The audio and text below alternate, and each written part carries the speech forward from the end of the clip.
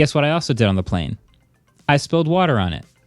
Okay. There's a water bottle in the little thing next to my seat, and when I popped it open, it was a metal water bottle for some reason, and it like fell onto the phone, and it cracked the bottle open, and it just started pouring all over the phone. And I picked it up, and I was like, well, that's the end of this phone. Shook it out, like unplugged it from the charger. My God. It's fine. It's totally fine.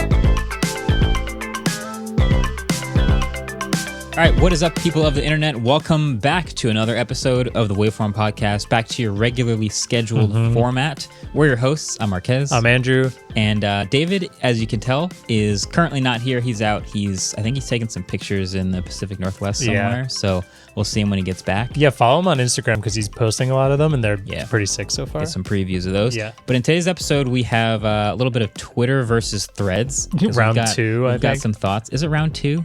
We've definitely talked about them specifically once.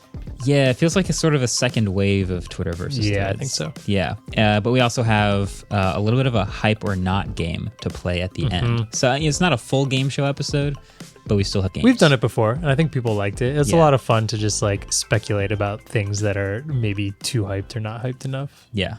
I like playing hype versus not hype games. Yeah. But first, we did both. We traveled over the past week. You did something pretty cool. I had a trip. Right. So you went to, it's called The Open, right? The Open, and the couple days before the Open was something called the Open Invitational. Okay. First time they've ever done it. So some of you guys may or may not know this, but I'm a golfer. I've been a golfer and someone asked me this. I heard this part, yeah. I've been a golfer for 20 years. Isn't it wild that we're at a point in our life that you can say you've done something? I've been snowboarding for like 23 years at this point, and I thought about that like, whoa. That's weird to say out loud. It's weird, yeah. But yeah, I've been golfing for 20 years. I'm not as good as you would think as someone old. When you say, was that a soundbite? When you say out loud that you've been doing something for 20 years, you think you're really good at it. I'm not. I've been playing on and off, and obviously we have other stuff that we do, but my first love, my first sport. So it was super cool to be able to play on the golf course that is in championship condition because the Open, the major, is being played there basically as we speak. And it was actually sort of a practice round day, so a lot of the pros showed up. I walked through security right in front of Phil Mickelson, put it on the putting green with him. And it was like a new event to sort of hype it up a little bit. So it was sort of a teams format and a bunch of invited sort of celebrity guest people. And we played a scramble, and we played the whole course, and it was amazing. That's really awesome. You guys won too, right? And we won the scramble. That's awesome. Yeah. I'll tell you what, there's nothing like first tee jitters when there's first tee jitters in like any sport where you like first drive and like hit your first shot or hit the court for the first time, take your first shot. But when you're not used to playing in front of a crowd, the amplifier of like people watching you don't get to appreciate on TV how many people there are and how close they are to you. You can hear people mutter things under their breath. It's that close to you. And they've been watching making this shot. They've been watching professionals the whole day, like hit amazing shots, and then we walk up and we're like, sorry guys, this is gonna be a little worse than that. But no, it was sick. That's really awesome. It came on the tail end of a ADL doubleheader in Colorado and Salt Lake that we also won both games. That's awesome. And you can watch that. It was live streamed, right? I skimmed through and tried to watch all of your shots, and it's on YouTube. I don't know golf, but they looked pretty solid. The announcers liked it, Yeah, I played okay. Obviously, we won. We had a great team. Shout out to Catherine. She was the best player of the entire group. She had a and nasty shot, Yeah, she had a 6 shot. She holed out for eagle on the last hole in front of the whole crowd. It was unreal. So, yeah, go watch that. It'll be on YouTube. We'll put that link in the show notes if you want to check it out. You also went on your canceled vacation. You figured out a way to get there. We rescheduled it. I went to Grand Teton National Park and Yellowstone National Park, and it was like beautiful, tons of animals. I posted some photos, some really crazy wildlife photos I never thought I'd be able to get in my life because I rented an awesome lens of a grizzly bear. I have a couple of grizzly bear shots, which is pretty cool. I'm actually making a video for the studio channel right now, kind of about some of the tech that I like to bring because I talk about hiking way too much on the podcast. So I figured let's get it all in one video so I can maybe shut up about it for like a few months. And then we'll get all the gear, all the nerding out of all the stuff. Exactly. Yeah. So that'll be up there soon. But we also just posted another video on the studio channel that was like a total banger from Ellis. his first solo hosted video. Do you want to tell us a little bit about it? No. Okay, But sick. go watch it. Definitely go watch fun. it. It's really good. It's really funny and really insightful. I like it a learning lot. experience. Yeah. But the week I was supposed to be on vacation, I missed a little bet that you guys had, and Adam just posted it on Shorts, and I wanted to kind of get in on this because you I wanna missed get in on the Cybertruck. on the bet? Cybertruck bet. Yeah. Okay. So I think the bet was 25 non-employees receive delivery by the end of 2023. Yeah. Will it actually happen? I say yes. Everyone else said no. I'm going to agree with you on this one, actually, which Thank you. It's come happening. on, hit the buzzer. I know you're looking It's for on it. its Yeah. way, man. I'm telling you. So, yes, I agree with you. I still think it'll be like under 100. I think it's going to be a very small amount. I don't Probably. think it's going to be a lot. I also, we're all excited about it, and everyone on Twitter is like, "Oh my god, it's coming." Bro, this got announced in 2019. Like, Oh, no, this, I'm not- I know you're not. I Yeah. just need to say it. Like, we're excited, but like, man, this thing was out there, and I was just thinking, like, how many other EV pickup trucks have come out since it got announced, and just like the lead they thought they were going to have in the pickup space world, and how much they blew that lead away. It's been really interesting. I don't know how much I thought it would matter that they were first to be an EV pickup truck. Like, yes, Rivian came out like before them, and that was their thing, was they were the first EV pickup truck basically to ship. And I don't know how much it helps to be the first one if it's $100,000. And then the F-150 Lightning comes out, and I am seeing a lot of them on the road, and it's an F-150, so it should be popular. But the Cybertruck also has, I don't know how many, I'll Google it, how many million pre-orders are there for the Cybertruck? I mean, $100 refundable Also pre-order is like a weird, which for Tesla is a great little 4-year interest-free loan they got. But yeah, I do think I kind of think it is pretty important, especially if you're not a company known for doing pickup trucks. So I think the fact that Rivian got in there first probably helped Rivian quite a bit to be able to say first EV pickup is. And then when Ford comes out, like, people who are Ford loyal are going to go for it. Yeah. Yeah, they had a ton of people in line. We were talking to Ford about this. They had like tons of people pre-ordering F-150 Lightning, and for many of them, it was their first truck, and for many of them, it was their first Ford. And so, just like getting an EV just changes the equation for a lot of people. So, yeah, I think Cybertruck, it's still going to come out in this sort of newish age of EVs, and I think it's going to have an impact. It kind of reminds me of a hot take that I'm going to talk about in a hot take video, which I kind of want to spoil a little bit because I think it's one of the funniest ones. Should I just do it? Let's send it. Yeah. Okay. One of the hot takes that I'm going to address in the video with a little more precision than this is someone said the Cybertruck is going to outsell the F-150 by 2026. Can I confirm the F-150 or the F-150 Lightning? The F-150. I did the same thing. That person is optimistic, I would say. That person is, I don't even know a nice way to say it. That's one of the dumbest takes I've ever heard. So you can convince By what, yourself 20 of this. when? 2026, so 3 years. Zero shot. So, okay, but think of it this way. If you're a Tesla fan and you see, I'm going the most optimistic route, right? Okay, there's 1.5 million pre-orders of the Cybertruck right now, right? Let's say they start shipping at the end of this year and they make them all in the first 2 years. And by the time they start making them the third year, they have another 1 million people order. So by 2026, they shipped all the pre-orders and they're going to make another 1 million new orders. That would put it on pace to match the F-150. Now, the chances that they actually ramp up production that fast and sell all the ones and nobody cancels and they sell all the ones they made and make another 1 million orders, very, very low. But the F-150 sells like 600 to 900,000 every single year, and it's the most successful vehicle in America. So if you're saying it's going to overtake the most successful vehicle for the past 40 years running in 3 years, you're an optimist, and it's probably a hot take. And I like that it's hot, but it's probably not going to happen.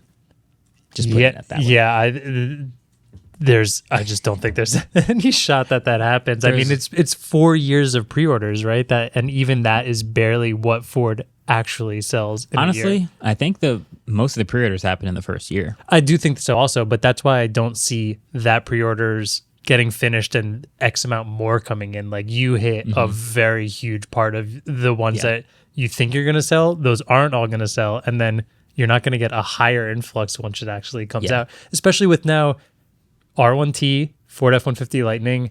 I'll say the Hummer pickup truck, but like I don't think counts. that's much. And the Silverado is already getting test driven by journalists now, so like there's Theoretically quite a comes out few. soon. I think that comes out probably around the same time, and there's other options at this point. Don't forget the Lordstown. Yeah.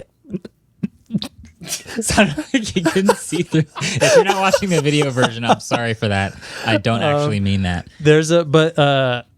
We were talking this morning because I wanted to say it's interesting how many pickup EVs got announced and delivered since the Cybertruck got announced. And I thought the Rivian was announced after, but it was actually a year before the Cybertruck, which I didn't realize. And I think that just kind of goes to prove that when you're an EV company no one knows about and you announce a truck, no one takes it seriously, because to me, until the Rivian started like showing up, I didn't really take them seriously. So Well, this Lordstown stuff, like yeah. no part of me considers this a thing that I'm going to ever see until I start actually seeing it. That's totally fair. I think the difference is with Rivian, it was their first ever vehicle, and so it's hard to take anything they do seriously until they start shipping their first ever vehicle. Yeah. And that's true about Faraday Future, and that's true about Lordstown, and that's true about so many others.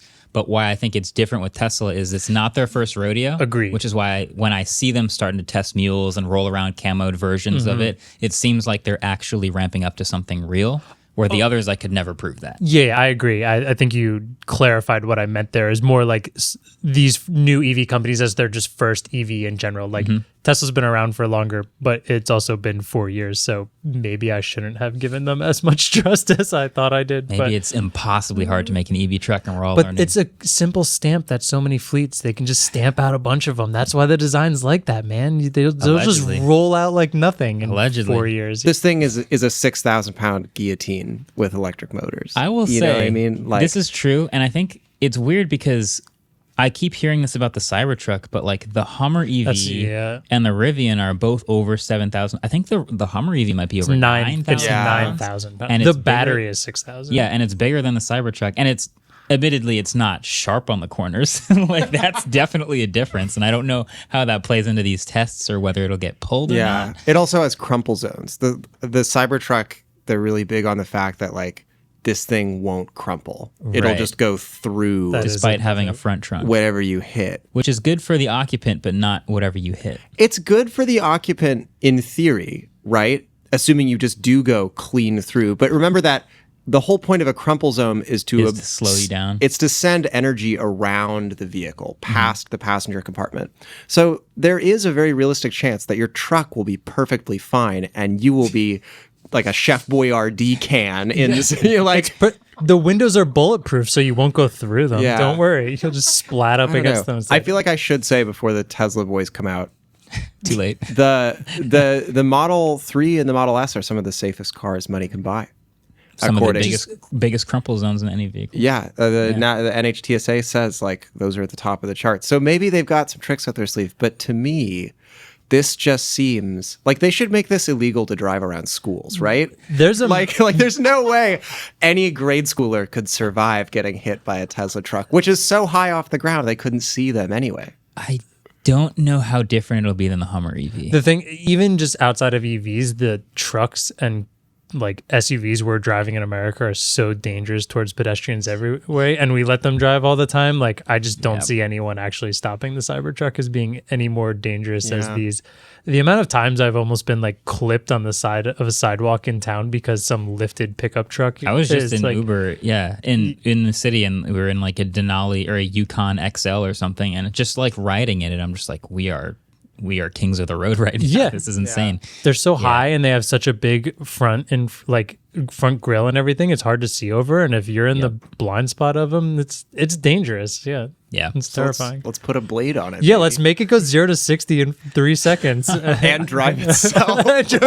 This is why the Hummer was hilarious when it came out. It was like The Hummer this terrifies me. 9,000-pound massive refrigerator of a vehicle can also do a 0 to 60 in 3 Yeah. seconds. How does that make any sense? I think the only reason I'm more scared of the Cybertruck is just I know there'll be more of them on the road. Whereas the Hummer EV, just like I think it's a pretty niche vehicle, and so Yeah. I'm not as. But like if I saw a Hummer EV on the highway, I probably would just pull over, take a break, and just like wait for that thing to Let it be go far away further. from where I am. And That's fair. Yeah, we'll see. We'll see if the deliveries happen, and then If they reverse the deliveries, we'll have to come back to that bet. Yeah. But It's not. I don't think it's coming out this year. it's I totally really don't. happening. It's totally happening.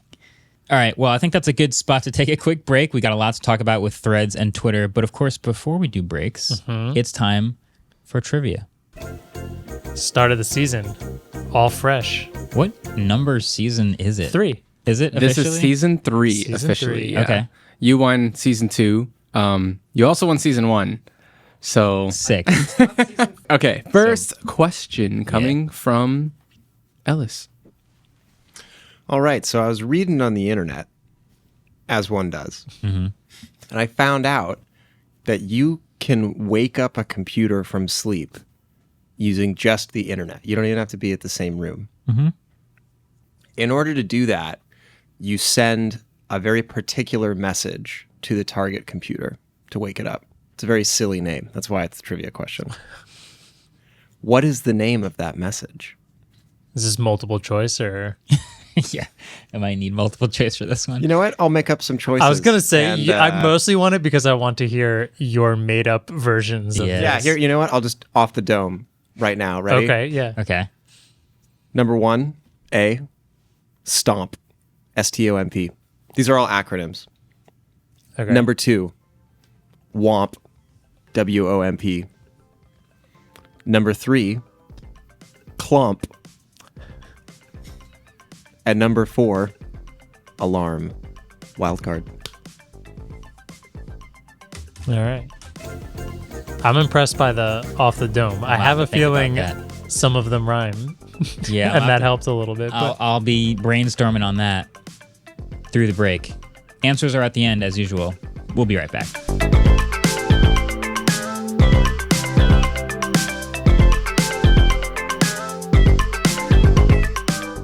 Support for this episode comes from Siren Marine, a Yamaha company. Everybody loves a smart home. Adjusting your thermostats or lights anywhere feels kind of like the future. But with Siren Marine, boat owners can take advantage of the same high-tech convenience. So their smart boat monitoring system makes it easy to monitor your vessel's vital signs from anywhere with a simple app that offers real-time information about battery levels, exact location, and so much more. didn't your mom like win a boat from Mr. Beast? No comment. It all adds up to a connected boat that's more secure than ever before. Siren Marine, your home is smart, your boat should be too. To learn more, visit sirenmarine.com/waveform. All right, we're back. So we've been using Twitter for years, Yes. and we've been using Meta's Threads for about 2 weeks now. 2 weeks. Do you call it Meta all the time? I still call it Facebook. I do have to remember to call it Meta, Okay. and sometimes I don't. I just say Facebook, but it does say like when you have the splash screen Meta, so I get reminded of it. Yeah, we have a lot of thoughts. I've been using them both. I'm with, interested. Various intents and I think you kind of see the waves now of things happening with each of them. Yeah. I don't want to. We were saying it's like the second wave, but it almost feels like the fourth wave. Like the first wave was the day it launched. Yeah. Which was in the midst of a trough with Twitter because they had like the rate limit scandal and all these Oh things my happening. And then Threads launches and explodes, right? And there's tons of people joining, tons of engagement. You could consider that the first wave, Okay. even though there was like the zero wave of like all the pre-release testers, but I'll leave that out. Then the second wave was like, all right, it's sort of stabilized. We're like 4 or 5 days in, 70 million, 100 million users. All right, we're here. What do we do now? And then Twitter on the other side is like a little bit quieter than usual. And you're kind of looking around Twitter like, interesting. It feels like there's less posts happening, but also... Is it if a I go day to- off? Is it a holiday? Yeah, like, Why what- isn't anyone on the why are road there today? crickets? Yeah. There's like a tumbleweed going across. And then the third wave was then suddenly like all of the here I am engagement farming posts happening on Threads, and then all the like Threads versus Twitter talk. And then I feel like the fourth wave is now Twitter flips a switch, turns on a monetization feature, starts writing a bunch of checks, and like literally the other day there was a post from Adam Mosseri that they had to turn on rate limits because suddenly there's a bunch of spam happening and they needed to actually slow that down. And so now it's sort of equalizing, and obviously the spike in engagement at the beginning is what you'd expect to see, but it's never going to hold up to that level, but it is at a different place. So there's a lot to go over with where we see both of these platforms going. Yeah, and the last time we talked about it was by the time the episode came out, that launch date had happened. But when we were talking about it, we were just basing it off of your like day before pre-release and talking there. True. So like we haven't really covered that whole step through process that you just mentioned, all the waves. So do you want to like really quickly go over how you've been using Threads and what you've thought about it so far? Sure. Yeah. So, I mean, it launched and there's always just that like fun first couple days of something new where you just play around with it, start poking around. You know, I think I tagged just random people. I tagged Mark Cuban. I said, can I be a guest on Shark Tank? And he was like, yeah, let me get back to you on that. I like the idea. I tagged Zuck in a feature request and he was like, yep, it's on the list. Like just kind of poking around and seeing what's happening, and things are all moving and colorful and exciting. It's fun. That part is fun. Like Yeah. everybody's just like, what do we do here? Yeah. And like it's the difference I think of that is what we've talked about a million times before, is that the user base is so important in all of these. Like we all dealt with this on Blue Sky and T2 and Mastodon, but now within, was it not 24 hours, Threads already had more than probably all three of those combined? Probably within hours, yeah. Yeah. So like you get to actually experience this like, hey, this is kind of neat. Yeah. Everyone's nice. What do we do? It's like walking into a party and like so many people you know are there and you're like, whoa, this is, oh, you're here too? Oh, wow, you're all here. That's crazy. What are we talking about? What are we doing here? And you're so excited you don't get into the like toxic hellscape arguments of like the regular Twitter thread. And that was just nice for like a week. Yeah. I think then once you've gotten over the hump of like, right, we're all here, we're all trying to do stuff, then it's like, what do we post here? And this is from someone who posts on social media for a living. I'm like, do I post the same things that I'm posting in other places, or do they not belong here? I saw at the beginning so many, so much emphasis from the founders about things like conversations and just text posts. And it's called Threads. It's literally just like text threads, people talking to each other. So I kind of assumed I'd mostly just be using it like Twitter, in like text threads. Not a lot. I didn't post any YouTube links. I wasn't thinking about posting any, photos or videos, even though you still can technically. But then the question is like, well, I just posted some short form video on Instagram. Do I also post it on Threads? Is that like double posting? I posted on Twitter. Maybe I posted on Threads and Twitter, but not Instagram or Reels or Shorts. I don't know. It's kind of just a weird, there's a thought process now to it. So that's in the back of my head the whole time. But then also, I do find it fun to engage with Shorts because it does, for me, still feel like it has the second fastest engagement rate of any social network behind Instagram. Sorry, yours Threads or Short? You said Shorts. Threads. Okay. Yeah. So like on Instagram, if I post something within 10 minutes, there's over 100 comments. There's probably 10,000 likes, and you can just see just a chaos activity happening, where that's very different on Twitter versus Shorts. YouTube Shorts has almost the opposite, like a low 2-day burn before it hits the Shorts feed and then takes off.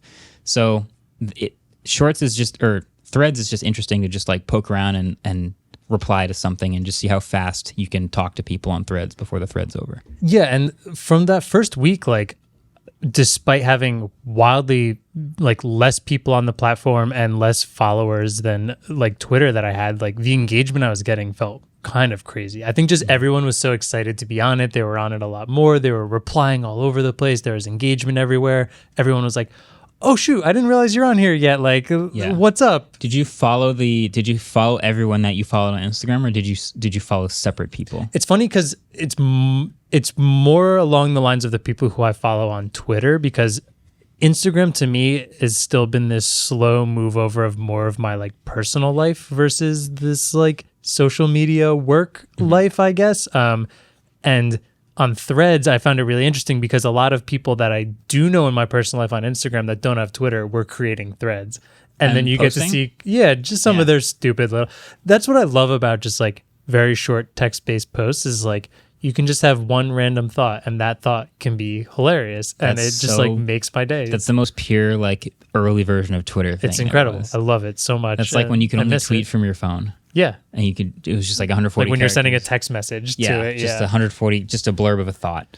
Yeah, that's kind of how it starts. And I think now you're seeing like the people who are here to get engagement, here to figure out like how to turn this into a page. There's the LinkedIn bros showing up, like trying to optimize and like doing all these crazy things. Like you expect that with any new show, even though it's not monetizable directly yet, it's still, you expect that. That was kind of the fun part of the beginning. It was like when that happened, people were like, no, get that off of, no, this platform's fun right now. Get that grind set crap off of here. Like, block that, mute that. And but I think like you said, one of the biggest issues of it at the beginning, or you didn't say it, but this is what you tweeted at, I think Adam responded to you about just having an actual front page with the people you follow, not random people. And they did say they're working on it, which is great. I'm a little worried it's going to be, which is similar to Twitter now, where that's not going to be your main. You're going to have to swipe into it as a secondary one. That is always fascinating to me because every social media has to have some balance of this where you follow people because you want to see what they post.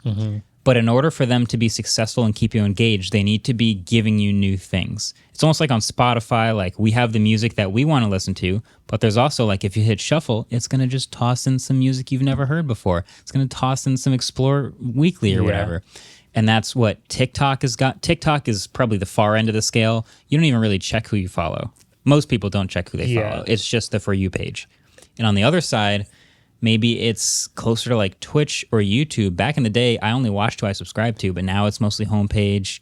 It's things they recommend. YouTube's getting closer to that TikTok side where like I'm watching people that I realize I'm not subscribed to because I'm just so consistently getting fed their stuff that I enjoy. And so Instagram now too wants to be. It used to just be like people you follow and the posts that they make with the photos. Now it's just like tossing stuff in my feed. Obviously the Explore page and Reels is giving you new stuff. So now they're pushing towards that. So now Threads shows up. And of course, we're following a bunch of people. We're engaging with a bunch of stuff. But yeah, the homepage is full of people you don't follow. And so as a purist, I want just the list of people I follow and the things that they post because that's why I'm here. I just joined Threads to follow 12 people, but they don't even have a following count for people. They just show you the homepage and you can follow people on the homepage, but it's constantly pushing you new stuff. And that's just the way social is in 2023.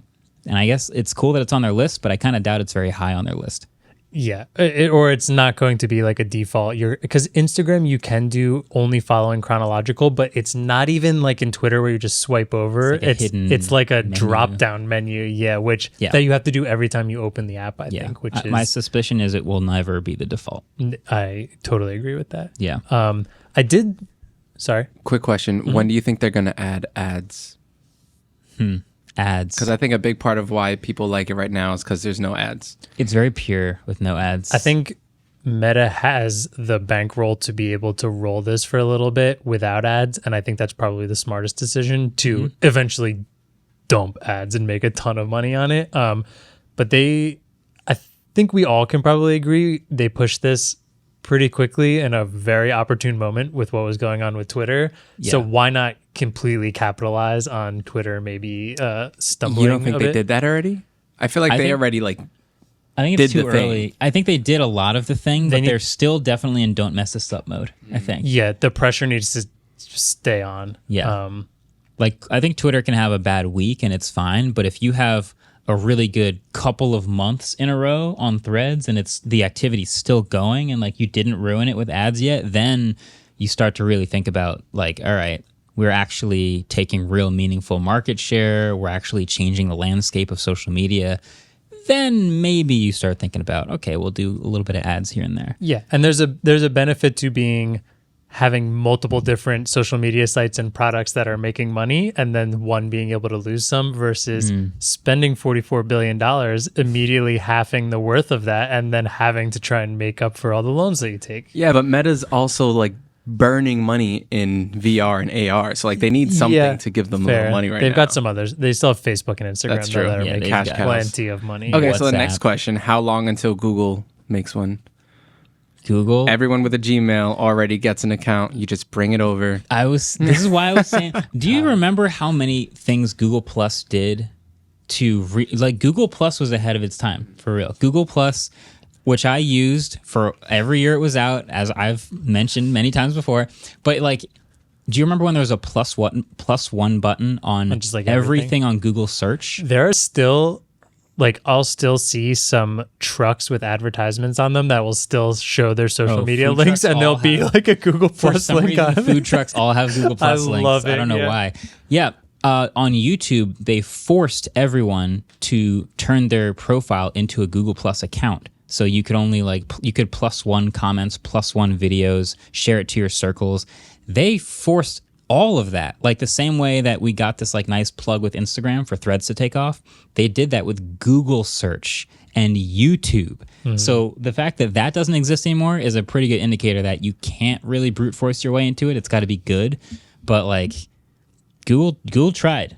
Google did try. So yeah, but they tried like 14 years ago. They gave it the good old Google try. Like, whoa, this didn't work immediately. Cut it. Cut that. I totally remember when they did that, and like being however old I was, like a child, and like watching the Philip DeFranco video where he's like going over like, yeah, they're making everyone sign up for Google Plus, and I remember just childhood me being like, this is an outrage. Yeah. As if it like affected me at all. That's amazing. It seemed like a turning point on the internet because Google had that kind of power where like if you got a lot of +1s on your site, that would specifically improve your search ranking. And so you had an incentive to be strong on Google Plus. That was the gamification of that would be out of this world. More than SEO right now. Like they should just go back to that, and that'll be again the way that you rank. That good platform will be destroyed internet. By bots and like people just turning it into a total mess by gamifying everything. I mean, Google never said specifically how much of a percentage the Google Plus thing had to your ranking, but it became very clear that like you wanted to be strong on Google Plus. You wanted to be the most +1 thing on your search page to get you to the top. You were the second most +1 thing, weren't you? Maybe. I don't know. I was one of the accounts that they suggested you follow when you joined. That's awesome. So that was pretty solid That's a badge of honor, right? Yeah, that was pretty cool. So yeah, I don't know. I do think the Instagram pull is very strong, but I don't think the growth phase is over yet. I still think they have to. They're still in don't mess this up mode, and as people poke around and find what to do, they can add the features that people seem to want the most. Yeah, they're definitely in like a slight. You know, they had their high of like everybody joining right away, and now it's going to dip a little bit. And exactly what you said. Don't screw this up so that dip doesn't go too far down, and that dip, it steadies off, and then they start slowly rising again. Yeah. I did find one thing. This is funny. I think I found one thing that I think Threads can do that Twitter and Instagram can't do, except when I tried to do it, it didn't work. So let me explain. Okay. I was at the airport, and I think the reason this didn't work is just because of poor airport Wi-Fi. That's why it didn't post. But if you think about it, Threads is the only place that you can post more than 4 images that don't all get automatically cropped to square. Because once you add more than 2 photos on Instagram in a gallery, it auto crops it into a square, and you can only do 4 photos on Twitter. So I took all these different pictures and different aspect ratios and portrait and landscape. I was cropping them, and I wanted to post all the photos I took on my trip, and I could do that on Threads. Except that it just kept failing to post in the airport Wi-Fi, and it didn't actually go through. So I just wound up cropping them on Instagram. And Some things like that feel like features when I think really they're just not yet pruned. Like they're gonna definitely limit that. You think they're gonna limit that? I think so. Okay. Yeah, they kind of the same. Would have been cool. It's meta. Like they're gonna probably find a way to, compress more efficiently, and they're gonna find ways to like reduce the amount of bandwidth you need to use to post and. Maybe if you saw what David was posting, he had these huge panoramas and landscape, and they would take up your entire phone feed. I wish he was here, so we could talk about this, because I feel like that is something he would enjoy. David is definitely not taking 10 square pictures at once and wants to post more than 4 at a time. So I'm sure that would, if it work well for him. He's giving you that IMAX experience on Threads, It's longer than your phone. You can only view it on a Sony Xperia phone. Yeah, exactly. Before we get into Twitter and what they were doing, Twitter had to have been, if we step back to wave 1 here, there's just something a little peculiar about if you posted any Threads links on Twitter that I think is pretty obvious and just very funny, but... It was clearly suppressing, right? I think I have a picture here of your timeline. You posted something that just says, it's actually impressive how bad Siri is. 8.4 million impressions on Twitter. Next post. For some threads, and the link to your Threads link, 200,000 impressions. And then another video of a caviar iPhone, 1.1 million impressions. Yeah. Something's a little fishy there. Interesting. Yeah, I don't think it would be a shock to anyone if they uncovered just the word threads or any Or the link threads.net URL. especially, yeah. Yeah, they're definitely not showing that to people the way they show other things to people. Not shocked by that. Honestly, this is like a part of social also where I think when you post a lot to social media and you're trying to optimize all your content, you're like, what do these platforms incentivize and how can I ride those waves? On Twitter or on any website, like on YouTube, they do not like you sending people to external websites, period. So on YouTube, if you have a really popular link at the top of your description and that link is sending people somewhere, like I remember we used to do giveaway videos and a lot of people would use like giveaway hosting service Like or whatever, Gleam or like something? Gleam, and there would be a link at the top. And those videos would always bomb. Really? Because you're sending people off the site and YouTube's going, whoa, whoa, whoa, we don't like this video. This video is sending people off of YouTube. And so you do this massive giveaway, but it would get like a tenth the normal traffic. Do you know what another good example of that is? Doesn't Shorts have a thing that sees if the TikTok logo is in it because they don't want you to just take your exact TikTok video that also shows a link to how you follow them on TikTok? I'm not sure if they've admitted this yet, but a lot of them I definitely. think that was like a pretty obvious thing. Yeah, I'm not sure if it was Shorts or Reels. I think it's something like Reels. Oh, maybe it was one of them Reels. had Yeah, it. yeah. Reels. If Okay. Reels sees a TikTok logo, I think Okay. that's the one everyone knows about. But I'm Yeah. also pretty sure, like, if YouTube sees a TikTok logo, they don't want to push that either. Yeah. Yeah, that's a fact. It's all very funny. It's also very funny that Threads has an immediate share to Twitter button, which is just like I'm sharing That's pretty essentially my tweet on a different to Twitter. But Yeah. let's Yeah. talk about Twitter. Yeah, Twitter went through some stuff. Twitter had that like sort of a quiet couple days. You know what it felt like? It felt like New York City after the hurricane. After Hurricane When Sandy, the power just was out like- for like 2 days and it was like, dang, it's kind of quiet. What's which is going kind of on? cool. It's kind of like You don't usually see it like that. post-apocalyptic Twitter, pretty much. Yeah, there was some graph of I think it was a Cloudflare thing. It's trying to show that like Twitter traffic did actually tank for a little bit. sure. I don't even know how accurate that would represent everyone's Twitter experience. But if you use Twitter every day, you probably notice there was less stuff happening. It came back. Lots of random things keep happening at Twitter. And then one big thing that happened was they started doing payouts for verified users who are in like a revenue sharing program. Yeah, it's essentially if you now get a portion of the revenue that is created through the ads that are only posted inside your replies. So I'm sure we've Yes. all noticed that replies on Twitter have ads now. Very annoying, but I get it. Yeah. So those specific ads will now benefit the creator that it gets posted under. Yeah. I tweeted to my subscribers on Twitter. So if you are a subscriber on my Twitter, you saw this a week or two ago. But I got a screenshot because I just like got a pop-up when I opened Twitter one day. It says, congrats at MKBHD. As your share of ads revenue and replies, you're receiving $6,698. Your portion will be deposited into your Stripe connected account within the next 72 hours. Thanks for being a creator on Twitter. And you just hit OK. And that's it. There's no analytics. There's no, this is in the last 30 days.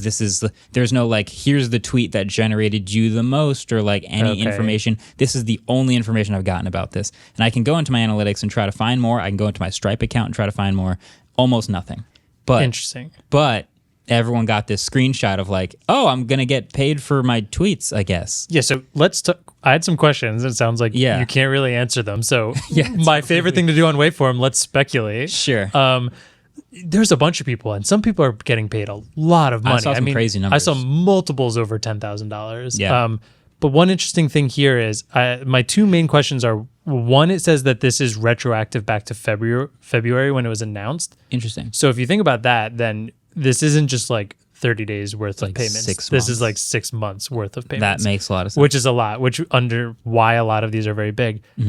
Do you have a separate payment for subscriptions? Yes. It is separate. So that is is. not included in this. This is different, and it's also through Stripe. But this amount, this new thing that popped up, was separate from subscriptions. Okay. Subscriptions has already been happening. It has a payout in a totally different way. It's Okay. the same way, but this is just an It's not in addition. the lump sum. Okay, Right. cool. So that does actually help that, because I was wondering, like, man, some of these numbers I'm seeing are crazy. Yeah. Do you want to go? I saw Mr. Beast posted one. I think he did the same thing. He posted for subscribers. So sorry, Jimmy, but yeah, it was the same thing. It was like $25,000. I think I saw his. So I don't think it's a subscriber. I think I saw it. Yeah, so yeah. it's just out there. Yeah. Yeah, so that's like 6 months worth of. So you're looking at maybe 1,000 a month.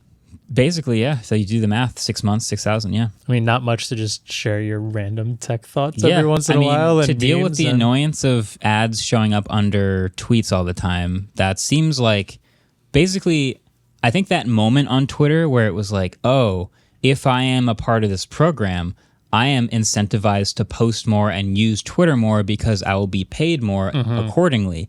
And anytime that moment happens on a social media platform, that changes the landscape of it forever. Like every time that's ever happened. Yeah. Now, to different extents, like when that happened with TikTok, it was a creator fund and people didn't really make that much money, so it didn't change it that much.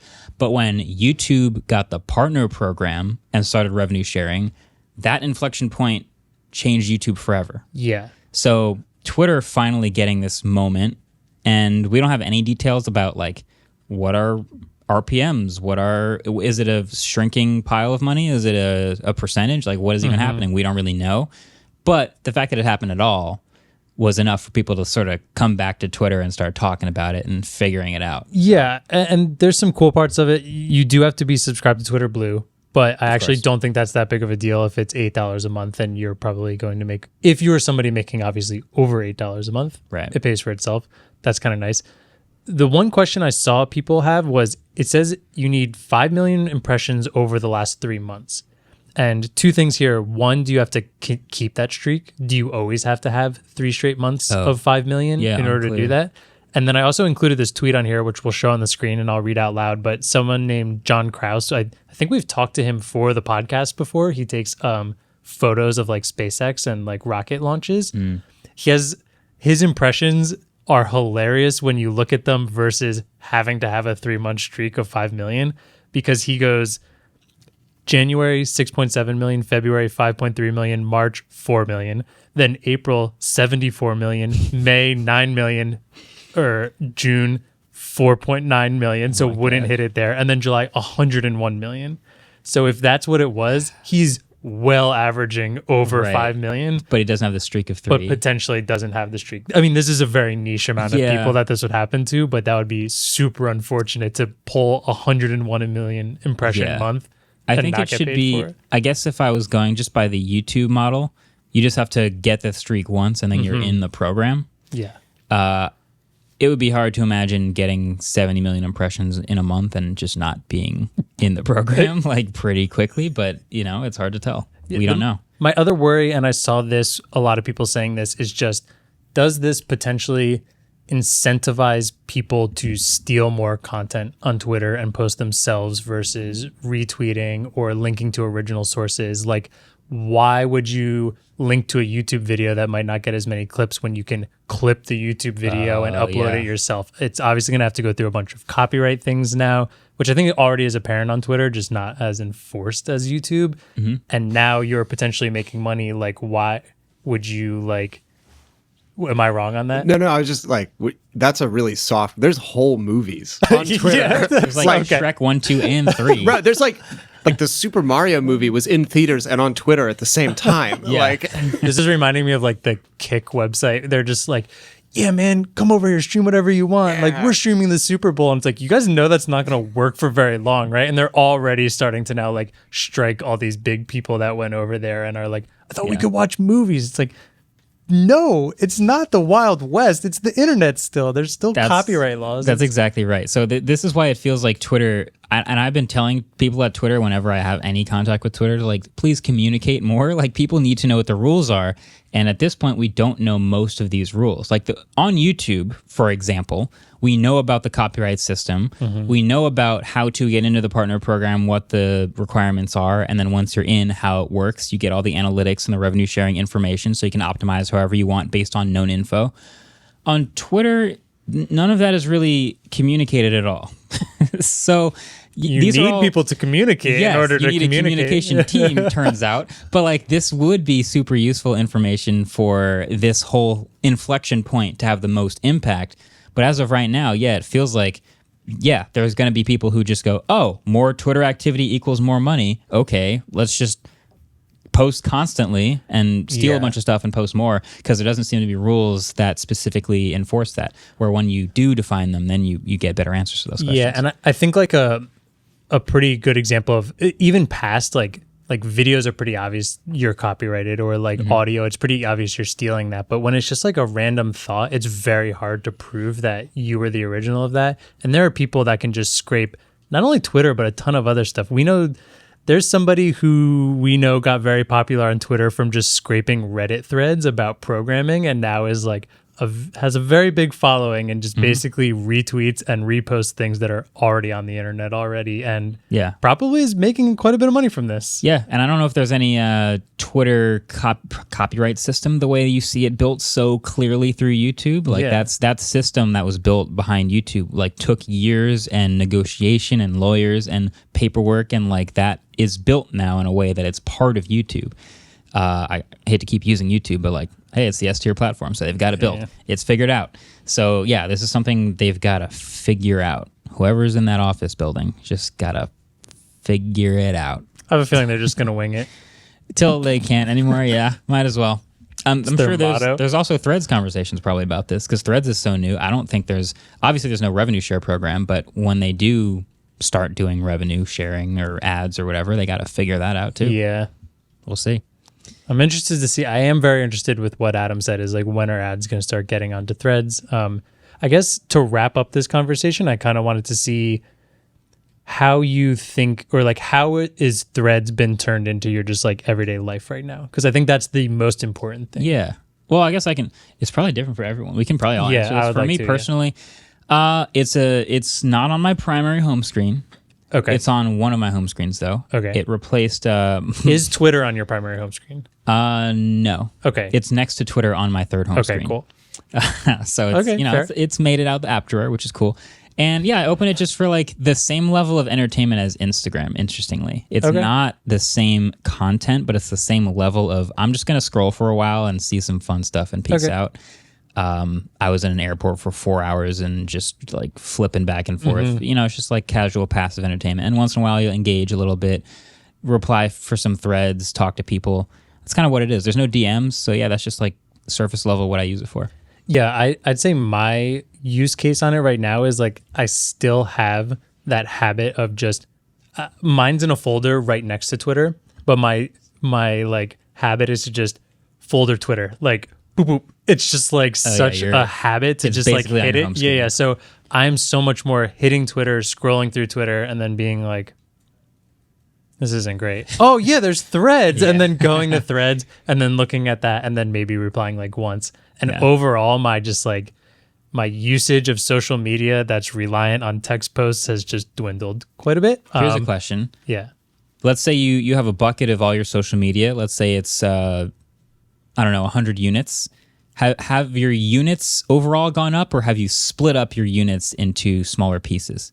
Like if you did like 50 units of Twitter and 50 units of Instagram, are you now doing 50 more units of Threads, or are you doing less Twitter or less Instagram to make room for Threads? Weirdly, I think I've probably just been using Instagram more overall, because it's just like seeing photos and being more... following the people that I know in my like personal life I've just realized like, man, as much fun as it is sometimes, it's just like there's so many people bickering and arguing, and like it's just more fun to stay away from that a little bit. You mean on Twitter? But I mean, like it's gonna be at Threads soon. It's probably already starting to come in there. My Twitter has been, and it got cleaned up a little, but so bot ridden. And I know you guys have mentioned that like there's a lot of that on Threads lately. I haven't seen it, but I'm just not on Threads as much. I would say like it goes Instagram, Twitter, and then Threads, but I'm probably engaging more on Threads, but I'm reading Twitter more because I still think that's like a habitual thing that'll be very hard to break. Yeah. And it's so like news based, and there's so many like I like keeping up to date with news, and that's because people I'm following. When Threads does that, and when it becomes more like apparent and people are on there, which will happen, I'll see myself using Threads more. Maybe. I would like a dim mode on Threads. Not the dark mode? I like dim mode on Twitter, not full black. Specific. Okay. It is. Yeah, David agrees with me on this. I know David agrees with me on this. For some reason, it's like blue, purple almost. Yeah, like super dark navy or whatever. It's not quite black. It's not quite full black. Interesting. Okay. Yeah. I'm hoping for a little trending topics page on Threads. Yeah, that would be nice too. Trending threads, trending words. Are you guys using Twitter or Threads at all? I've been using it. It did make my home screen, mainly because it's the new thing. So I'm just like trying it out, seeing what it's about. But I do like it because a couple of months ago, I went through and like really curated who I was following on Instagram.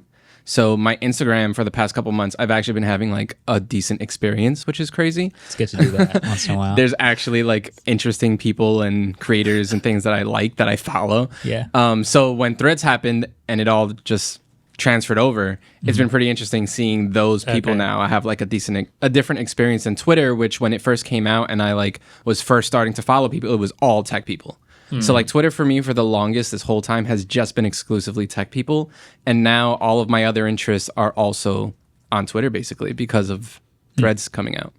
Yeah. Before you stopped, did you see they mentioned Threads is adopting ActivityPub? It was like today, I think. They've been saying that they're going to do that. And they've been like doing their due diligence and going through it. But I'm curious to see when it actually happens. I hope they do because it would be awesome. Happens. Yeah. It would be really cool, but we'll see. Okay. Ellis? I don't have Threads. Nice. At all? No. Don't you have like every other one? Don't you have like some weird fake I was account on it? I have a Twitter. No, you can't make a weird fake account on it because it just you know what I mean. So like I had Twitter, and then everyone's like, "Oh, Ellis, you got to get T2," and then it's like, "Oh, Ellis, you got to get Blue Sky," and then everyone's like, "Oh, Ellis, you got to get." I was like, "Enough." Threads is too late. I'm done. So yeah, Outside looking in. Cool. Okay. So if you see Ellis on Threads, it's not it's me. fake. That's good to know. That's super huge to know. All right. Well, I think what we're gonna do after the break is hype or not. There are no notes. I have no idea how this is gonna work or what we're gonna judge. Got it all said, I think. Which I'm excited for. But before we get into that, we're gonna do trivia and then a quick break.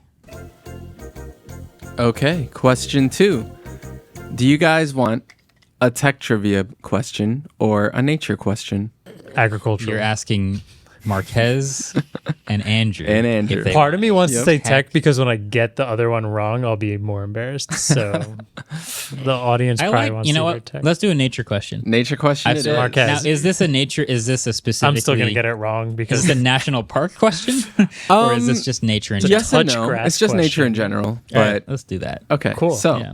how many grizzly bears are alive in the world? Jesus, how am I gonna? why? This Can is I like tell you a really cool fact I learned this week? Sure. Does it have to be now or can it be later? Is it Okay. grizzly want. related? No, it's not grizzly, but it is wildlife Right now, related. it's- Right Okay. now, I need Okay. it. What is the biggest natural predator to moose?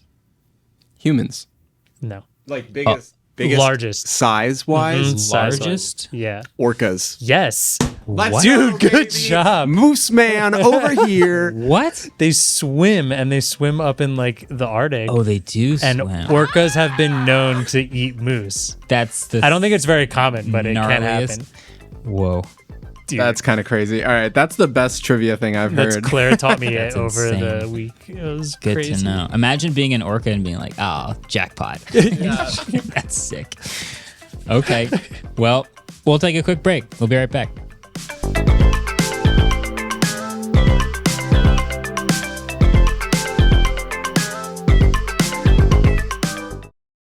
Welcome back. We are going to do something now that we call hyped or not hyped, or over under, or hypothetically speaking. There's a ton of names. That was the name. Yeah. Basically, what we're doing is me and Ellis are going to go back and forth and name things in technology, maybe not in technology, mostly in technology. You guys have to tell us whether that thing is overhyped, underhyped, and I'll give you each one perfectly hyped. Okay. So you can use your one perfectly hyped throughout this round and just be like, okay, yeah, I think that's pretty good. And we have to use the perfectly hype in this scenario. We can't retroactively go back.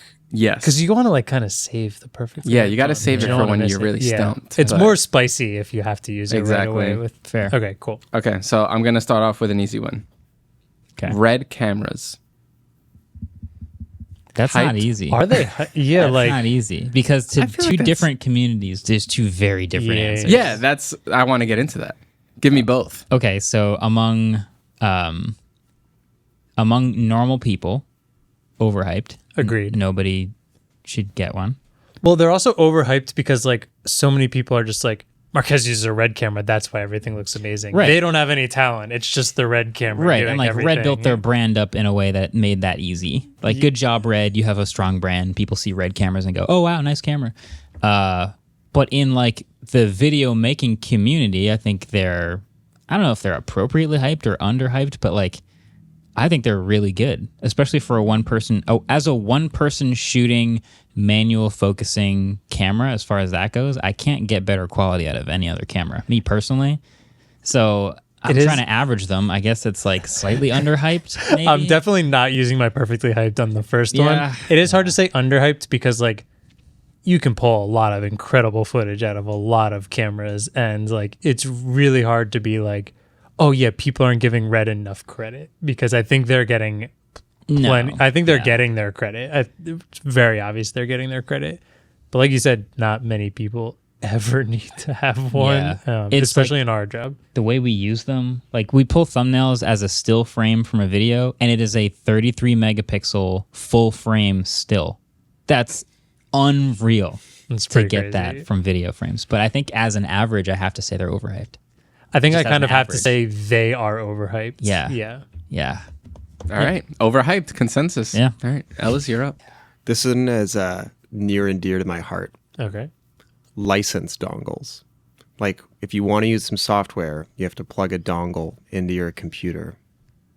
And I actually have a comment I want to add on this, because I feel like they're universally loathed. I've never used one, but I feel like I would hate that. Here's the way I feel, right? I use a lot of expensive software in my day-to-day, and I have multiple computers.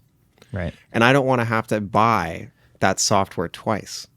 So as annoying as the dongle is, it does let me multiple computer my stuff, which is why I'm throwing underhyped. That's what it sounds like. Wow. I feel like I have, this is a little bit different, but on our Netflix account, you're only allowed to download to 2 different devices. But I've switched my phones enough time that I'm pretty sure there's a phone that has downloaded stuff on it that's not deactivated, and I cannot figure out. So I only can I have to, when I go between my computer and iPad and phone, I have to keep deleting them off of it because I can only do one. So if I just had a dongle that forced me to do it, I would always know where it is. Yeah, SoundCloud does that, but I don't. It's my phone, so I don't want a dongle. I don't want to plug it. Well, that's the problem. Yeah, on a phone is a pain in the neck. NFC dongle. That doesn't exist, but it's such a pain. In a physical dongle, though, is a pain because you always have to bring it with you. And then if you have multiple softwares, now I'm going to look like the middle school janitor of keychain of software dongles walking around. That was me in college. Yeah, I would say it would be nice if this expensive software could also just log into more than one computer at once. So I'm going overhyped. Fair enough. That is the correct answer. Okay. Mine is Twitter-like services. So Mastodon. Overhyped. Easy. All of them. They're all over. What? Every Threads, single one, T2. including Twitter, is overhyped right now. Well, the average would be overhyped. It literally has to be their marketing is to overhype it. Mastodon and everybody is overhyped. Blue Sky is over. But they're only overhyped in our communities. Ask your cousins about Mastodon. What do they think? So then in that sense, it's everything is overhyped except for Threads, which is actually pulling out of the tech community and going to the normies out there. And but I still think overhyped overall. I mean, the other thing is all the smaller ones is everyone wants to be I have a Blue Sky invite. It's so incredible. I was there. I was using screw everyone. Yeah. Whatever. You just wouldn't know because you didn't get to try it, and that's overhyping like crazy. Threads did have a couple days there where they would put a little badge on your profile for what user number you were. Yeah. And the clout that I had was I was top 1,000, and there were people who had I was number 103,078,266, and it was I had a little piece of me that was I was one of the early people ones. are selling the vanity number accounts. Yeah. But they got rid of 420. It's already gone. It's gone already? Yeah, it's already. And now it's just the Threads logo, just like we thought it would be. Oh, I didn't even notice that. Yeah. Cool. Yeah. I guess Threads. I think you have to turn it on though. I think it's off by default. Okay. Yeah. Yeah. Either way, they'll turn that on by default very shortly. Yeah, I agree with you though. I think they're overhyped. Overhyped. Yeah. Yeah. Okay. Overhyped. Ellis. RGB lighting. Overhyped. Next. Overhyped. Yeah, I think I even hate it. Yeah, even the the crowd that likes it doesn't even really like it anymore. Do we consider these lights behind us RGB lights? They do everything. I believe these are RGB IC. I think RGB was a mistake. It was fun, but even you look at like, think of Main Gear, custom computers. Their big ones selling now are like the stealth versions that have very like the lights are one color and it's only to really accent all the really cool water cooling and Tasteful. like parts. Exactly. So Tasteful. we've definitely gone from the RGB everything, like burn your retinas, into the like, wow, this is a cool, like Heard that, sleek, Razer? Beautiful. It was a Even phase. Razer's kind of doing it. Yeah. That $280 Razer mouse, no RGB, Beautiful. mostly for weight saving. But There was an era where I refused to get a mechanical keyboard because they all had just like you'd plug it in and it would just be like blasting you with RGB light waves for some reason. It's a keyboard. I don't need this. we have an Extrify burning one my where it's eyes. not even just through the keys. It's literally the whole base plate is like It's like opaque. time to blind you. You don't want to see any of your letters. You're just going to see green, red, and pink lights all the time. Yeah, that was tough. I'm going overhyped. Okay. Tensor G2. It is an interesting one. Is anyone hyping it That's the question. besides Google and David? Wow, this is a tough one. Weirdly, I mean, in if the you're going camping, you got to bring the tents, right? tensor, the G2 is better in the.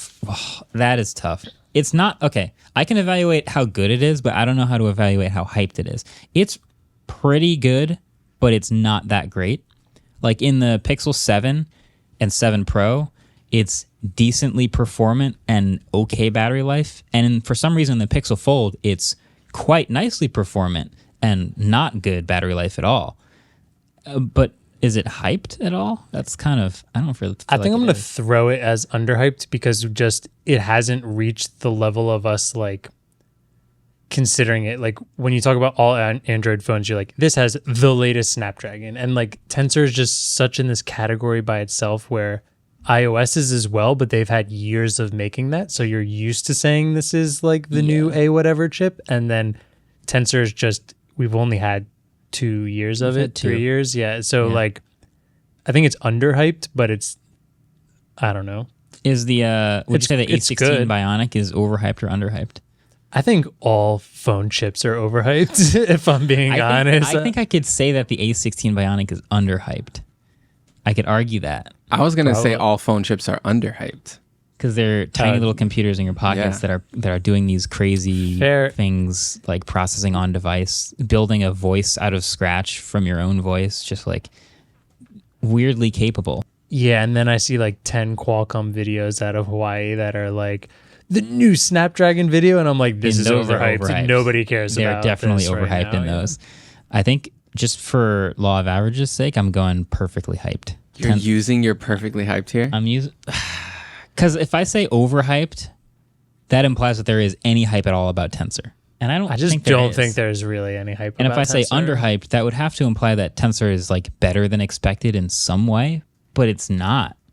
It enables a couple different things that are pretty cool. I mean, the speech to text is super fast, and Google Assistant's good on device, and it does have now playing in the background. I guess that's under. Okay.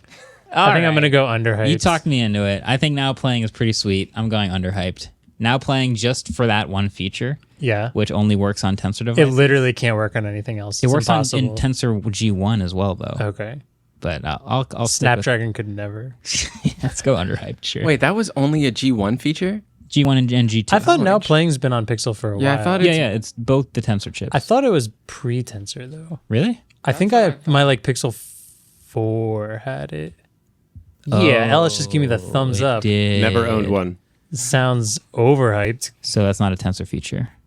I think it's been there for a bit.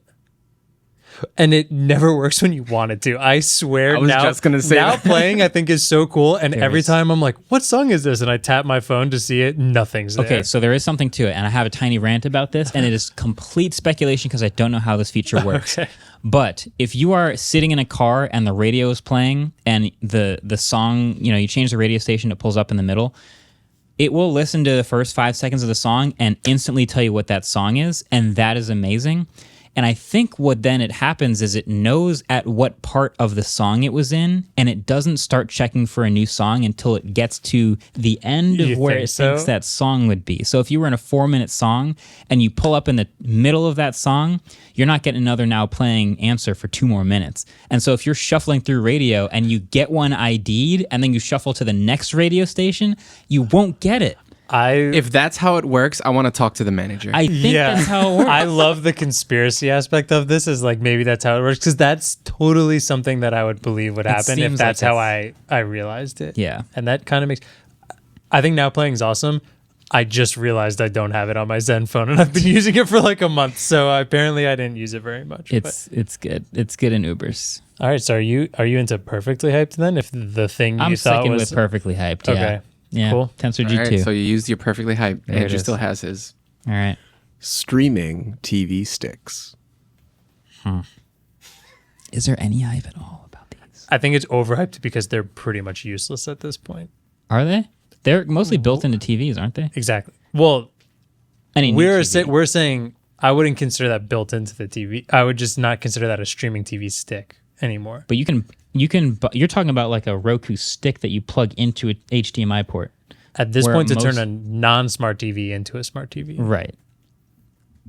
It's fine. It's fine. I mean, most new TVs have the Roku or YouTube or Netflix built in. Yeah, And so if you have an old TV, you plug in the stick and it works. exactly. I use one for my like garage TV that I'm not going to buy a new TV for my garage because I Yeah. rarely use it, and the chances of it breaking out there are... It's like a 10-year-old TV that Yeah, I just just have plug a a Chromecast Chromecast in there, yeah. Maybe I'm just like in a bubble here because my family is always super excited about all of the new sticks because they can like hack it what? and put the Cody on Oh it and my all these goodness. crazy things. And Do they have an NVIDIA Shield? I know that's the thing everyone Sounds like loves it's to overhyped. like. I am not going to answer that. And Adam, The that's a Shield yes. is the Shield one of the sticks? Are we counting the Shield? People still use that. I have friends that use that Shield and they know. love it from all the stuff they've done. People to love it. Yeah, that's I don't the even know what it is. There's like a Shield mod community. Yeah. Yeah. I guess I got to go overhyped then. I'm gonna say overhyped. 'cause Sorry, guys. Overhyped. Sorry, guys. I'm sure there are people out there where they haven't bought a smart TV yet, but you will soon, and it will be useless. Yeah. Good thing it's only like $40 usually. Next one, widgets. Underhyped.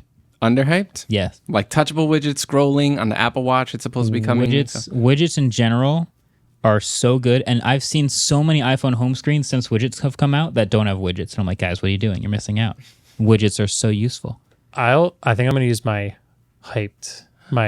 correctly Your hyped one here perfectly hyped on widgets. because I do agree there are some that are incredible, but there are way too many that are just so pointless and take up your entire screen and just turn into clutter. I don't get all the new widgets on Mac because you're always gonna have Windows open, and that seems crazy. I think I don't really use widgets that much. I'd rather like have a nice clean home screen. I do think but I do widgets- agree a bunch of them are great. Widgets on the Mac are pretty dumb. Yeah. I don't understand that. But I think some on phones and iPads are like incredible. So like by average, they're perfectly hyped. Yeah. On widgets for Mac, at the moment that they were announced at WWDC, massively overhyped. I'm just gonna pull up like the optional widgets I can put on my phone right now. But like I can't live without my calendar widget on my home The screen. That Asus thing is launcher awesome. widget, cool. My authenticator widget, actually that might be kind of nice. Yeah, see? You're about to log into Twitter, you just go home and boom, What is there's my- your code. My Bank of America widget because I want to send money through Zelle in a widget on my phone. That sounds reasonable. That's insane. That is insane. That is crazy, right? The Chipotle widget, Totally which just says to reasonable. sign in to get rewards. I Yeah. definitely need a shortcut on my phone. There's a for good that. one. The Tesla widget constantly displays how much battery you have and lets you lock and unlock. That's pretty good. Solid. That's pretty good. I do not need the In Brighton widget. Actually, no. I love widgets. See, I need see. to put some Have you widgets looked on at your here. widgets? I love widgets. There's so many good ones. I can't go underhyped for widgets because not enough people use widgets. I can't go overhyped. I have to go underhyped. Widgets is underhyped. I'm just going to add the Reddit is fun widget just because it's still there, even though wow. it doesn't work at all. R.I.P. I think I'm just going to keep, what is the TikTok widget? Oh, it'll just like launch you into the TikTok camera right away. Oh, Damn, you got to be TikToking a lot to do that. Okay, cool. TikTok. I'm going to stick with perfectly. I don't use widgets well enough, so I understand they're there, but I can't call them overhyped. okay. Overhyped or underhyped? the brown Lucid. Underhyped. You like it? It's awesome. It's two-tone, right? Yeah, it is. It's the Oh no, we saw that in moccasins, California. It's It the sucks. loafers of. It's rough. It's The loafers. I don't think there's that much hype, but I'm still going overhyped. I think the Lucid in general design is underhyped. I think people hate on it too much, and it does look.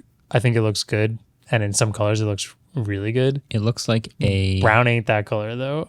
It looks like a whale shark. Whale shark. Both sides look like a whale shark. Yeah. Yeah. But So what do you in guys go with? brown. Overhyped? Overhyped. the brown is probably overhyped because if one person likes it, then it's overhyped. Yes, Like exactly. Ellis. Yeah. Sorry to whoever is listening to this podcast. I feel like the chances that somebody's listening to us in their brown Lucid is actually reasonable. one that I so I'm saw. sorry. That one time. If you own a brown Lucid, just know I'm on your side. Send us Okay? the picture of us playing on your infotainment system. Handheld gaming consoles. Overhyped. Overhyped. Yeah, everyone's smartphone gaming. It's a hard disagree. Smartphone games. I think they're actually underhyped right now. I think the Switch brought it into play and everyone really liked it for a while. And now, actually, When everyone's everyone's, like the ROG Ally. everyone's trying to do it. that. And I still think the Switch is just doing it the best. And the Switch is still the only thing I see people. I went to the airport and I saw two different groups of people with a Switch propped up on their suitcases playing Mario sick. Kart The on Switch separate is- controllers. Yeah, the Switch is pretty I've done sick. that It's before. awesome. Every other one that's trying to be like a hardcore Switch is just insanely small demographics. The Switch is just it's the like perfect storm. It's like Yeah. reasonably fun short games you want to play a bunch of. Well, or what if just your like Switch could run Windows and be overclocked? Yeah. And play Call of like Half-Life I don't- 3 on I- your. it's just not something I'm interested in. I am going overhyped. We're gonna get a lot of hate engagement for that. It's I fine. can't wait. It's totally fine. I agree, though. I don't need to play Counter-Strike Source on the airplane or Yeah. Or just use your laptop. that you Pwn already Noobs have. on the airplane. The Google Pixel Fold. I would like to go underhyped. So my hot take is it's not a hot take, but it's more durable than I expected. For a Doesn't yours have first-gen- like sand in it? Yeah, and it's fine. Isn't that crazy? I had sand in it weeks ago. To be fair, I thought it would be broken by now with that sand. Same. I went. So for those who missed that, when I was first testing it, when it first came out, I went to a 3-day long beach tournament, and I accidentally took it with me the entire time. Came back here. I opened the hinge, and when I made that like hinge opening movement, I could hear sand grinding in the gears of the hinge, and I thought this thing is gonna die within days of me getting back here. It hasn't. Guess what I also did on the plane? I spilled water on it. Okay. There's a water bottle in the little thing next to my seat, and when I popped it open, it was a metal water bottle for some reason.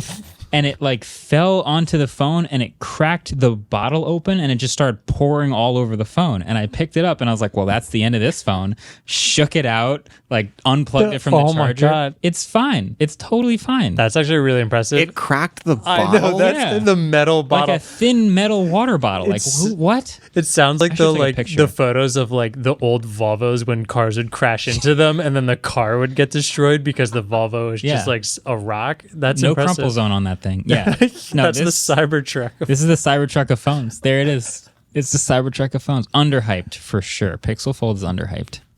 It's expensive. I didn't say it was underpriced, but Relative it's to the time right now, it's probably overhyped because it's the most recent folding phone, and that is always the most overhyped thing. But like, no, the Mix Magic 2 came out after. oh, sorry. Yeah. I guess Then I don't know. So we're back to underhyped. Yeah, underhyped. Sure. Yeah.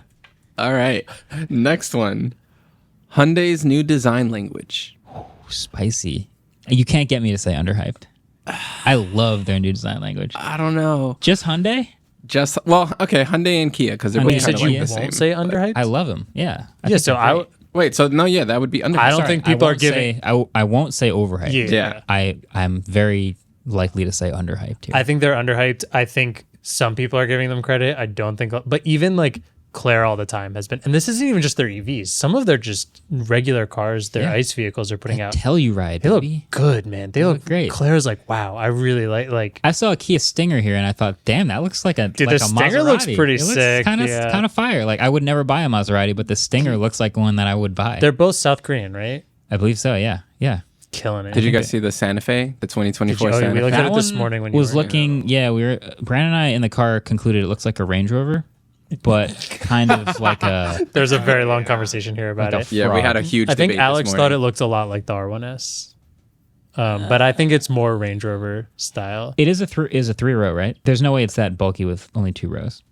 I think it's. I think it it's looks zero. for a 3-row SUV. I think it looks fine. I think it looks really good.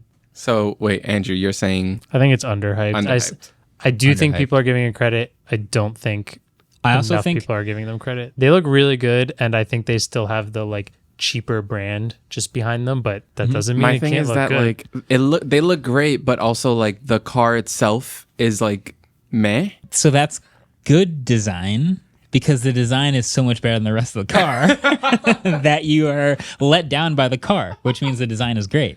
That's true. But I also think people are underappreciating how much of a moment in time this can be for some manufacturers as they make their first EVs. They can kind of turn the corner into being, into changing their reputation. And I think they're doing it at the perfect time. They're going to a new high school and they can reinvent themselves. Exactly. Yeah, people call me Charlie or whatever else name you're going to make up. What? I don't know why. Wait, Like, was that the Santa Fe Charlie. EV? That's what we were looking at. I don't this think- No, morning? I don't think It's it's, not an even EV. an EV. It's just a the Santa Santa Fe. Fe. Yeah. Oh, Yeah. Yeah. It had like tailpipes and stuff. Thanks. It's funny because I'm looking at this Santa Fe out right now, and it does not look like it has a third row. So maybe this does not. But there's not enough pictures, I think, in here. Yeah, the Just- regular Santa Fe right now does not have a third row. Yeah. I don't know if the if new that one is new gonna. one only has 2 rows, I'd take it all back. It looks like it has to have 3 rows. Also, in terms of cars being like meh and the design looking good, like didn't Doug DeMuro say recently that like Prius. pretty much every car you buy is going to be fine, and at a certain point, just buy the one that you Is that like. still true with EVs though? I feel like It's not true with EVs. Yeah, I feel That's like with true of regular all- cars, yeah. True of all the mature regular cars, gas cars, and hybrids. Yeah. Yeah, I don't know. There's nothing in here confirming that it's 3 rows, so it might only be 2. But this does look like it has more trunk space than the current Santa Fe. Mariah described the new Santa Fe as, quote, having a badonk. It does, Which is why I think it has to have 3 rows. Because if it only has 2 rows, that thing's got a trunk on See, it. but this one's not as bad because some of them straight up look like they have like a saggy diaper. Like the EV6, I think looks like it has a saggy diaper. Lucid. The Lucid kind of has The Lucid. saggy diaper. Yeah. Yeah, just like too much. Wait, EV6 bottom. doesn't look like it has a saggy Yeah, diaper. it does. Only because it's got that weird plastic piece that like is like the corner of it. The plastic piece that looks like a saggy diaper. Okay, yeah, but Yep. the Bro. whole shit. Yeah, look, come on. Yeah, that piece. I like get the rid of EV6. this. That's fully piece. loaded, baby. That piece. I don't think it looks as saggy diaper. There's just like as- too much behind the wheel back here. You've seen like the Porsches though, that all have that like rear, because they're literally rear engine cars and they have all the weight over the rear axle, Past the rear axle. past behind the rear axle, and that like also comes with the look of being like a, I don't know if it's saggy, but it has the same like rear bias. I think it look. needs to be like more high hatchbacky to like have the whole rounded Like the Taycan. diaper filling. Yeah. I don't know. These don't quite do it, The which is a good thing. I also think the Porsches, since they're using straight 6s a lot of the time, it's like they shape the car around that, and they used to be air cooled too. That's what I'm saying. Yeah. Yeah. Anyway, Sorry. underhyped design. Underhyped design. I do like them. I still like the Kia EV6, by the Yeah. way. I love that thing. All right, one more. One more. Are you ready? Overhyped, underhyped, Yep. Apple One. I don't know what that is. It's the sort of Okay, sorry. consolidated Google service. One. Same idea. I don't know what that is. It's like instead of The buying, planets. I instead don't know what of those buying are. Google storage just in Drive, you get like storage in Photos, Drive, Gmail, So everything. it's It's just like cloud your storage. like your one Oh, wait, Google is- One account. It seems like it's just storage and a VPN. I have Google. Wait, so Apple One is cloud storage, TV Plus, music, and arcade. Oh, and Premiere also adds fitness and news plus. And music. Did I not say music? I'm an idiot if I didn't say music. You might have. If I didn't, I read it off a list and severely screwed up. So Apple one, it's just the whole shebang. it's it all, baby. It's the whole enchilada. It seems like Google one is. I'm going to say underhyped just because I had no idea what it was, but I'm also just like not in that ecosystem at all. I think this is good. I generally think streaming services are like, people don't realize how much value they're getting out of them, and I generally think they're mostly underhyped.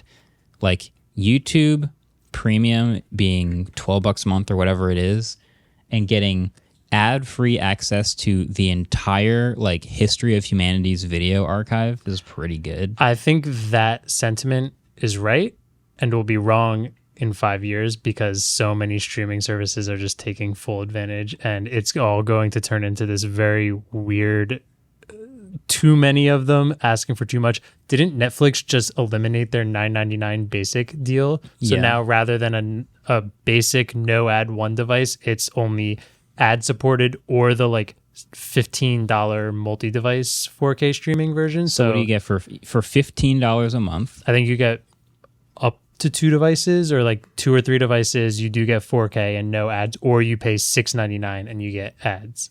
And then you get all of the shows that Netflix has ever made in its history. Yeah, well, and Or ever hosted ever. all the ones Netflix made, but like the ones that Netflix didn't make, who knows how long they'll be on there. And Yeah, if you're in those the come and middle go. of watching something and then they just go away, and even that, because a said, new streaming service pops up, like Peacock, and takes all the Office episodes off of it. right. Yeah. I guess I don't know how much of a... I don't really watch that much stuff that's not on YouTube, but I guess with the ones that I do use, they are super, super worth it. Yeah. Like Spotify as I a have streaming plenty of 'em. service, like Spotify's great. whatever I pay for it. It might be $12, $15 a month, unlimited. I was on a demo device just a second ago playing with something, and I opened up the free version of Spotify and tried to play a song, and I got a video ad. To listen to a song. That's crazy. So paying for Spotify, which I'm totally down for, and getting unlimited access to music, period, is pretty sick. I know people don't like paying monthly for things, but I think Spotify is like the easiest one It's pretty to do. good. It's just really hard to not. From the user side. Unless maybe you use Apple Music, but just like, Yeah. if you use Spotify, you don't pay for it monthly, do you? I pay monthly. Okay. You were making that face like, don't look at Because me. I used the free version for a long time I did for a because while. It's I just painful. didn't care. I would just like let it play and then an ad, whatever. And then when I started like commuting and I was only listening to music, But it's then not- it was a problem. an ad, whatever. It's like, my music ends playing. Yeah, but if I'm like, Buy Spotify Premium right now. Also, you don't get to choose a song in free Spotify. Yeah, I think you can only pick Albums like albums and and playlists. shuffle play. Yeah. yeah, that's how I listen to music horrible. anyway, just albums. But it would be like if I'm like doing my room. Spotify's When whole Ram reason, came it's out- like, I want to listen to Like this. when a new album comes out, it's just like you can't listen in order. Doesn't let Oh you. no! By the time Ram came out, I was already listening. Okay. I was already Okay. paying for Oh, okay. it. But there's That's like albums 10 like, years ago. do you know Girl Talk? Like their Yeah, entire fades. album is essentially one song, Yeah, and then yeah. just listening to that out of order sounds Yeah, crazy. or even like The Incredible True Story, it has like a plot line. Mm-hmm. You have to listen in order. If you're, especially the first time you listen to it, you need spot. I'd pay $10 a month to listen to that album in order. That's it. Do you guys remember iTunes Match? I've heard of that. iTunes Match was so it was released alongside Apple Music, and they said I had it. I was the biggest iTunes matcher Nice. of all time. Where they said could not get it to work. it was so complicated was to so get work. It was janky. $20 a year, and if you had a huge iTunes library, which I did, I had like a 400 or 500 gigabyte iTunes library. They would take all of your iTunes library, replace the files that were in Apple Music with like the mastered for Apple ones, and then upload all of that to the Apple Music servers. So you could open the Apple Music app and stream your iTunes does sound library familiar, from yeah. anywhere you were. So I didn't pay Yes. for Apple Music for years, but I was using essentially Apple Music and still buying albums. Yeah, Damn. yeah, But now it's gone. yeah. I think we're just landing on underhyped. I Yeah. think that's what's happening. Dope. Good place to end it. Nice, yeah. All right. We should get to the trivia. We Oh, have some trivia questions. yeah. Get those whiteboards. All right. I wrote down the first one already. I'm not going to change it. So I was Googling through the internet, and I found out you could wake up a computer with nothing but an internet connection. And the name for this whole thing was so funny that I just had to turn it into a trivia question. So I don't know why I know this. the options are A, WOMP, that stands for Wake on Magic Packet. 2, Clomp, like a horse, cache load on Message Packet. 3, Stomp, that stands for Sleep Time Over, Mr. Pewter. And 4, Alarm, which is an automated local access revive message. I think I'm ready. We're both ready. Yeah, we're both ready. 3, 2, 1. Oh man, we just put different things. Marquez? Womp. It is WOMP, Wake on Magic Packet. Bummed no one Wow. chose Sleep Time Over, Magic? Mr. Pewter, but That Clomp is a really good. I was like, you're not gonna think about Clomp. Why There's do no I way know he that? made that up. I don't know where I've seen this. Well, what's the name of that Mario character? It's like the, well, there's Chain Chomp, but there's also, isn't the large stone one called like a Womp? It's basically this like flat one with feet, and it goes like, and like smashes on top of you. that guy's, if he has feet, he's WOMP, but if he's floating, he's a thwomp. Oh, okay, nice. Wow. I'm glad that wasn't the Learn trivia something new question. every day. Yeah. I okay. forgot. Yeah, the floating one's like on Rainbow Road and Mario Kart, and the other ones are in like Mario 64 and just run around in circles and just try and body slam you. How many wolves are there? Is that what the question was? Oh. Question number 2. Marquez is already thinking about it. Trying to figure this out. How many grizzly bears are there in the world? Like, what is the grizzly bear population? The entire world. The entire world. And we need the answer in kilograms. How many kilogram of Pounds grizzly only, bear? and Yeah. you'll love. I'm going to be an order of magnitude Is this an off. Yeah, is this exact the, number, or is closest this without like? going over? Closest without going over. Okay. Grizzly. I'm gonna answer and then have a question. Same. Oh, I'm nervous about my order of magnitude. Oh, okay. Same order. Okay. I said 33303. 33303. All right, Austin. Yeah. I wrote 10,000. I guess technically we don't know closest until David answers, which I believe he true. will be answering. Well, what's What? the actual number now? The actual number is 55,000. Wow. Oh wow. Okay, so Marquez is closer. Yeah, Marquez Now, will get the point That's if David grizzly is bear off. or brown bear? Grizzly bear, Grizzlies. according to worldpopulationreview.com. Okay. Well, ask David what he thinks the answers are, both for the acronym for waking up a computer. B. That is B, WOMP. That is correct. WOMP, Wake Up on a Magic Packet, is the correct answer. Wow. And for how many grizzly bears there are on planet Earth. 40,000. 40,000 is incorrect, but it is closest without going over for that question, meaning you have taken the point away from Marquez and Andrew. There are approximately 55,000 grizzly bears Wow. in the world. David, that gives you 1 point, meaning you are tied with Marquez. No, I have 2 points because I got the first question right. Oh my gosh. You have 2 points, meaning you're in first place. Week 1, Season 3 trivia. How does it feel? Feels just like every other week. We'll leave it at that. Thanks for listening. Thanks for watching. Talk to you guys in the next one. Peace. Waveform is produced by Adam Alita and Ellis Roven. We're partnered with Vox Media Podcast Network, and our intro-outro music was created by Vane Sill. Bingo!